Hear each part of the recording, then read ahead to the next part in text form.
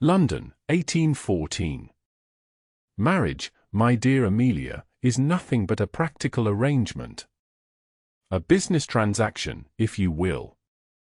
Lady Arabella Armstrong sighed as she smoothed her primrose silk gown. One must approach it with the same cold calculation as one would a purchase of property. The Dowager Countess of Pembroke nodded approvingly at her daughter. Indeed. Your father, rest his soul, and I scarcely exchanged 10 words before our wedding day. Yet we managed 22 years of perfect civility. Arabella gazed out the carriage window at the passing London streets, her reflection, golden curls framing a heart-shaped face with questioning hazel eyes, staring back at her. At 23, she was dangerously close to spinsterhood after 3 failed seasons. Not for lack of offers, but for lack of suitable ones. The Armstrong fortune had dwindled to appearances and little else, a fact known only to Arabella and her mother. And that, mother, is precisely why I have finally accepted Lord Littleton's proposal, Arabella replied. He requires a hostess of good breeding, and I require financial security. A perfectly reasonable exchange. Lord Herbert Littleton was 62, balding, and possessed of a fortune as robust as his gout-ridden frame was not. Arabella had convinced herself that becoming his third wife represented the height of practicality. Though I cannot fathom why the Duke of Westmoreland insists on hosting this house party at Thornfield before the season properly begins, Arabella continued. We scarcely know him. The Duke moves in the highest circles, child. His invitation represents a significant social advantage, one we cannot afford to decline. Her mother's emphasis on afford was not lost on Arabella. The carriage turned onto a tree-lined drive, revealing Thornfield Hall in the distance, a grand Palladian mansion of golden stone gleaming in the spring sunshine. Remember, her mother whispered as footmen approached, Lord Littleton will be in attendance. Secure his interest. Sentimentality is a luxury we cannot indulge. Arabella nodded firmly. Love was for pastoral poems and silly girls who could afford such fancies. She would not be so foolish. The entrance hall of Thornfield dazzled with marble and gilt, but it was the tall figure descending the grand staircase that captured Arabella's attention. The Duke of Westmoreland moved with the easy confidence of a man accustomed to command. His chestnut hair was swept back from a face that poets might describe as Byronic, all sharp angles and brooding intensity. Lady Armstrong, Miss Armstrong. The Duke bowed with perfect civility. Welcome to Thornfield. Your Grace. Arabella curtsied, noting with curiosity how his piercing blue eyes seemed to assess her with unusual interest. I trust your journey was pleasant, he inquired. Quite uneventful, Your Grace, which is all one can hope for in travel, Arabella replied. The Duke's mouth quirked. Indeed. Though I find the unexpected often proves more memorable than the planned. Before she could respond, Lord Littleton appeared, breathing heavily from the exertion of crossing the hall. Ah! My dear Miss Armstrong, he wheezed, taking her hand and pressing damp lips to it. The vision of your loveliness has sustained me these 3 weeks past. Lord Littleton, how kind, Arabella replied, ignoring the Duke's raised eyebrow. I am pleased to see you in good health. As good as can be expected for a man of my years, he chuckled. Though my physician insists I take the waters at Bath next month. Perhaps you might accompany me as my wife by then. From the corner of her eye, Arabella noticed the Duke's sudden stillness. We shall discuss such matters at a more appropriate time, my lord, she demurred. That evening, dressed in her finest gown, a silver silk that had been cleverly remade 3 times, Arabella entered the drawing-room with calculated poise. The assembled guests represented the cream of society, 2 earls, a marquis, various well-connected gentlemen, and ladies of impeccable lineage.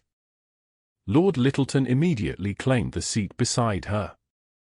"Miss Armstrong, you outshine every lady present." "You flatter me, sir," she replied automatically. "Not at all. I speak only truth." He leaned closer. "I have been thinking, my dear, that we might advance our nuptials. Why wait for a London wedding when a special license would serve?" Arabella maintained her smile while her stomach clenched. She had hoped for at least a few more months of freedom. Lord Littleton, a deep voice interrupted, "I believe you promised Lady Hatfield an account of your travels in Greece." The Duke stood before them, resplendent in evening attire that emphasized the breadth of his shoulders. Lord Littleton huffed but could hardly refuse his host. "Of course, Your Grace. Miss Armstrong, if you'll excuse me." As he departed, the Duke took his place. "You seemed in need of rescue," he said quietly.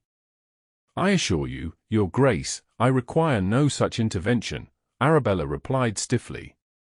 "Lord Littleton's attentions are entirely welcome." "Are they indeed?" The Duke studied her with disturbing intensity. "Forgive me, but I observed no warmth in your eyes when he kissed your hand. In fact, I detected a distinct chill." Arabella felt her cheeks warm. "It is improper to discuss such observations, sir." "Is it also improper to question why a vibrant young woman would tie herself to a man 3 times her age?" "Perhaps because that vibrant young woman understands that marriage is a practical arrangement, not a romantic indulgence," she replied tartly. "Ah." His blue eyes glinted. "And yet I wonder, Miss Armstrong, if you have ever considered that one might achieve both practicality and affection in the same union. Those blessed with both are rare exceptions, Your Grace. Most of us must choose." The Duke leaned closer. "And you have chosen practicality?"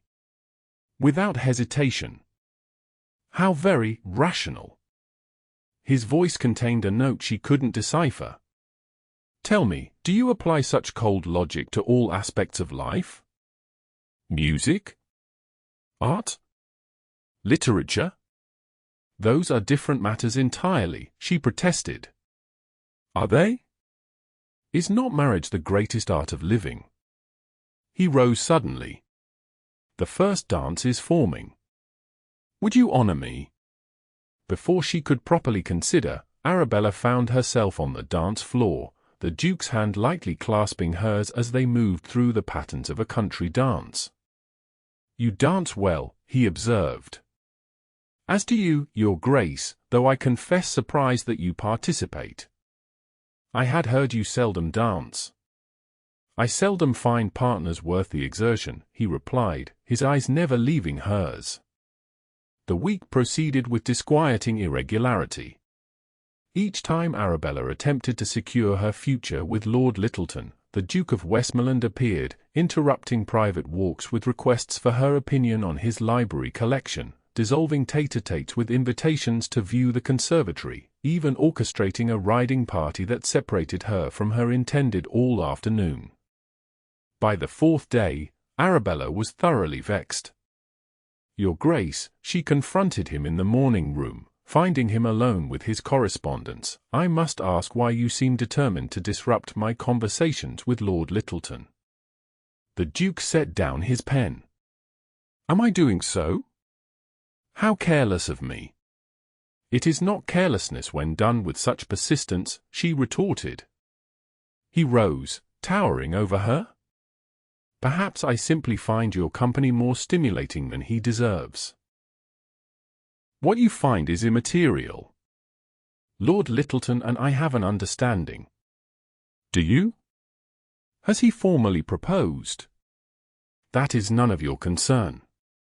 "I disagree." The Duke stepped closer. "I find it very much my concern when a woman of intelligence and spirit prepares to sacrifice herself on the altar of financial security." Arabella gasped. "How dare you presume? It is no presumption, Miss Armstrong. Your family's finances are well known in certain circles. Your mother's desperate maneuvers to maintain appearances. Your father's unfortunate investments before his passing. Humiliation burned through her. Then you understand perfectly why practical considerations must govern my choice. What I understand, he said softly, is fear disguised as practicality. You know nothing of my circumstances, she hissed. I know enough. His gaze softened. Arabella, the improper use of her given name shocked her to silence. I know that you recite poetry when you believe no one is listening. I've observed you lose track of time in the library, absorbed in volumes far weightier than the fashionable novels most ladies prefer. I've watched you with the tenant children, laughing freely without concern for decorum. You've been spying on me, she whispered. Observing, he corrected. And wondering why such a woman would resign herself to being nursemaid and hostess to a man who discusses his digestive complaints at dinner. Arabella turned away, fighting unwelcome tears. Sometimes, Your Grace, we must make difficult choices for the greater good. The greater good being? My mother's security. Our home. Our position. The Duke stepped around to face her. And what of your happiness? Happiness is a luxury, she said firmly. Security is a necessity. His expression darkened. This conversation is not finished, Miss Armstrong. That evening, disaster struck. Lord Littleton, overindulging in Burgundy, suffered a minor apoplectic fit. The physician announced he must return to London immediately for treatment. My dear, he wheezed to Arabella from his sickbed, I fear our plans must be delayed. My condition requires careful management. She assured him of her understanding, but inwardly, panic bloomed. Their creditors grew more insistent by the day. Later, finding solitude in the conservatory, Arabella finally allowed herself tears of frustration. Her careful plans lay in ruins. Miss Armstrong. She whirled to find the Duke watching her from the doorway, his expression unreadable in the moonlight filtering through the glass. Please, leave me, she whispered. Instead, he approached, offering a handkerchief of fine linen. Your distress pains me. Does it? Bitterness tinged her voice. I would think it validates your judgment of my mercenary nature. I have never judged you mercenary. Practical to a fault, perhaps. Afraid, certainly. You know nothing of fear, Your Grace.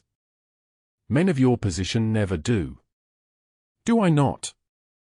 He moved closer. I feared when my father died, leaving me a title at 19. I feared when my mother followed him a year later. I feared each decision that affected thousands who depended upon me. The vulnerability in his confession surprised her. Then you understand why I must make this match. My mother could live comfortably on the income from a modest investment, he interrupted. Which I would happily provide, without strings attached. She stepped back, horror dawning. Is that why you've invited us here? To offer charity. Not charity, he insisted. An opportunity. For what? To become your mistress instead of his wife. The words escaped before she could reconsider. His expression hardened. You insult us both with that suggestion. Then what opportunity do you propose? One that requires more trust than you currently possess. He bowed stiffly. Good night, Miss Armstrong. I suggest you reflect on what you truly want from life, beyond mere survival. The Duke avoided her the following day, leaving Arabella to contemplate his words. Had she been cowering behind practicality? Was her determination to marry Lord Littleton truly about security, or was it safer to enter a marriage devoid of emotional risk? The house party continued with rides and picnics, but a new tension pervaded every interaction. When Lord Winston announced he would host an impromptu ball on the final evening, excitement rippled through the guests. Arabella felt only dread, knowing her mother expected her to secure Lord Littleton's proposal before their return to London. On the night of the ball, she dressed with extra care, her maid arranging her hair with pearl pins borrowed from her mother. "You look beautiful, darling," Lady Armstrong declared. "Though I wish you'd chosen the blue gown instead." Lord Littleton mentioned it was his favourite. "The blue needs mending at the hem," Arabella replied, though in truth, she'd chosen the cream silk because the Duke had once remarked it complemented her complexion. The ballroom glowed with hundreds of candles, the assembled guests resplendent in their finery. Lord Littleton, recovered enough to attend though not to dance, claimed Arabella immediately. "My dear, I've had much time to think during my convalescence," he began. "Life is uncertain, and I find I no longer wish to delay our happiness." Arabella's heart sank. "My lord, I've spoken to your mother, who has given her blessing. I shall call on you in London next week with the ring that adorned my late wife's finger. It will need resizing, of course, as you are considerably more petite, but the rubies will suit your colouring admirably." The room seemed to close in around her. This was exactly what she had wanted: security, position, an end to financial worry, yet she felt only suffocating dread. "Miss Armstrong." The Duke appeared beside them, magnificent in formal attire. "I believe this is our dance." "We are having an important conversation, Westmoreland," Lord Littleton protested. "Which can resume after I claim my promise waltz," the Duke replied smoothly. Arabella had promised no such dance, but found herself rising anyway, desperate for reprieve. The orchestra began the first strains of a waltz, still considered scandalous in some circles, and the Duke's arm encircled her waist with proper distance but palpable warmth. "You seemed in need of rescue," he murmured. "Perhaps," she admitted. "Has he proposed?" "All but formally." The Duke's jaw tightened. "And you intend to accept?" "I?" Arabella faltered. "It would be most practical." Practicality again. He guided her through a turn. "Tell me, Miss Armstrong, what do you wish for? If all obstacles were removed, money, position, expectation, what would your heart choose?" The question pierced her carefully constructed defenses. "I hardly know anymore." "I think you do." His blue eyes searched hers. "I think you want a marriage of minds as well as circumstances. Someone who recognizes your intelligence, who challenges rather than confines you. Someone who makes your pulse quicken with a glance." Her breath caught. "Those are girlish fantasies." "Are they?"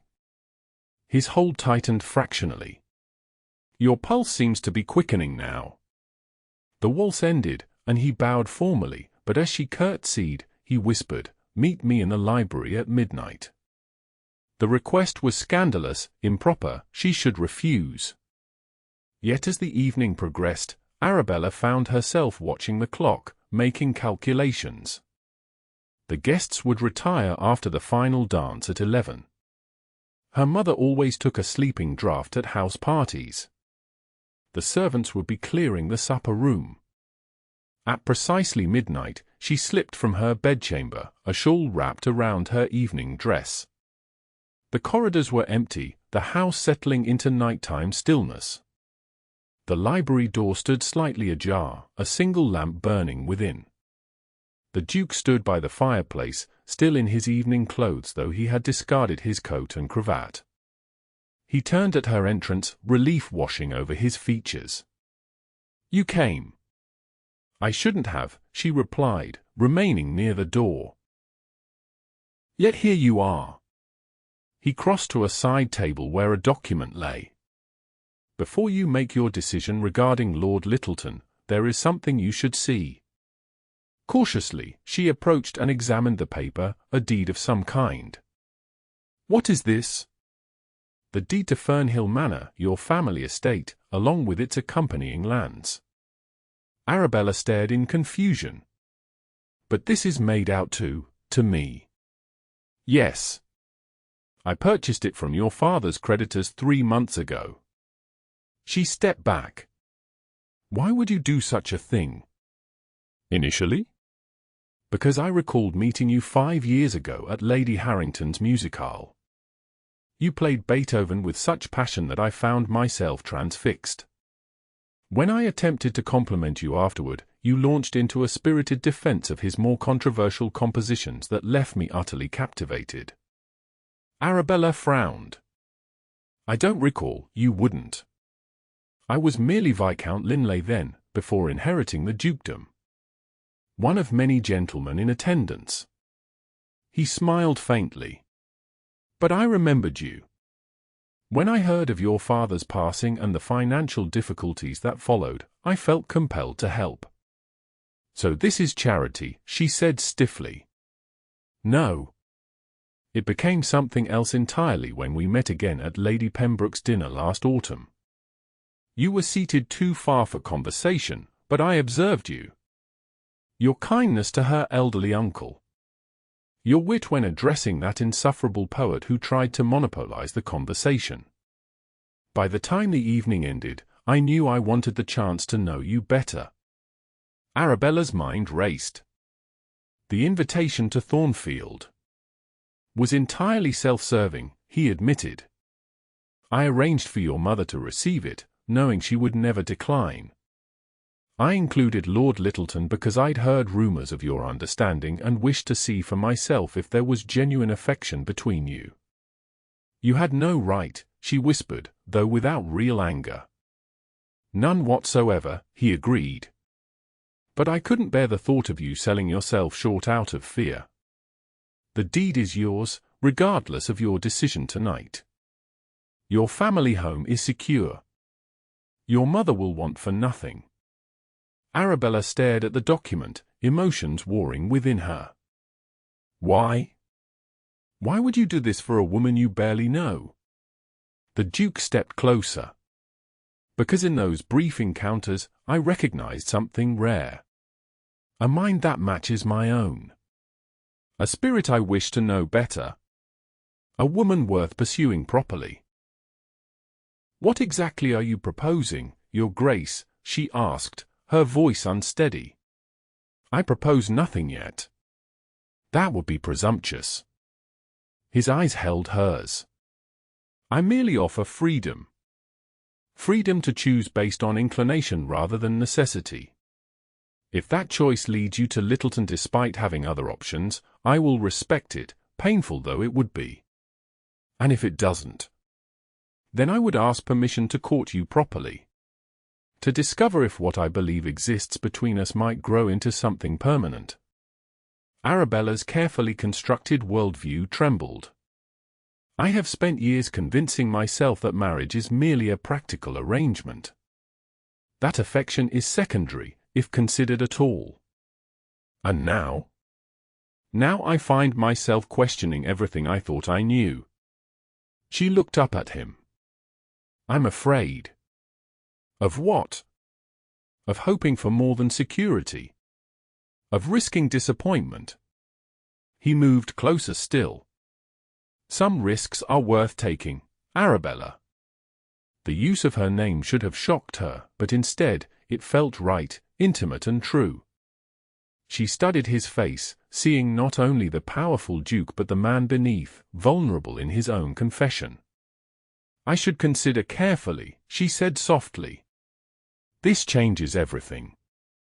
"Of course." He stepped back, though reluctance showed in every line of his body.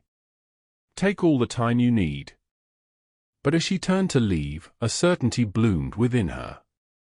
5 years of pragmatism had brought her nothing but a future she dreaded. Perhaps it was time to risk something more. "Westmoreland," she said, using his title in sudden shyness. "I find I don't need more time after all." His expression sharpened. No. No. She took a deliberate step toward him. I believe I would like to explore this possibility between us. Joy transformed his features. You're certain? Not entirely, she admitted with newfound honesty. But I am certain that I could never marry Lord Littleton now, knowing what else might be possible. The Duke, William, she realized she did not even know his Christian name, closed the distance between them.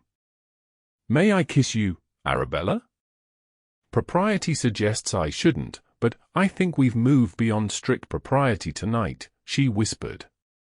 His mouth claimed hers with gentle insistence, his arms drawing her close. The kiss was nothing like she had imagined, not that she had allowed herself to imagine such things often. It was warm and certain, promising more while asking nothing. When they parted, Arabella knew with startling clarity that everything had changed. What she had dismissed as a marriage of convenience with Lord Littleton would have been a prison of her own making. Here, in the circle of the Duke's arms, she had found something she never believed possible, the perfect union of head and heart. William, she tested his name, seeing his pleasure at hearing it on her lips. We will face opposition, he warned. Society will wonder at our match. Your mother may be disappointed to lose a lord for a duke. She laughed softly. I think she will manage the disappointment admirably. His thumb traced her cheek. I won't rush you. We will court properly. Get to know one another beyond these stolen moments. And if I discover you snore terribly or have a fondness for bad poetry, then you must decide if such flaws outweigh my considerable fortune and tolerable appearance, he replied gravely, though his eyes danced. Arabella smiled, feeling lighter than she had in years. I believe, Your Grace, that this arrangement may prove both practical and affectionate after all. I intend to ensure it, he promised, sealing his words with another kiss. 6 months later, as Arabella Armstrong became the Duchess of Westmoreland in a simple ceremony at Thornfields Chapel, she reflected on how thoroughly her convictions had been upended. Marriage, she had discovered, could indeed be a practical arrangement, but one infinitely enhanced by the presence of genuine love. And as her husband claimed her with a kiss that promised a lifetime of passion and partnership, Arabella silently thanked whatever fate had led her to question her practical heart and risk everything for the chance at something true.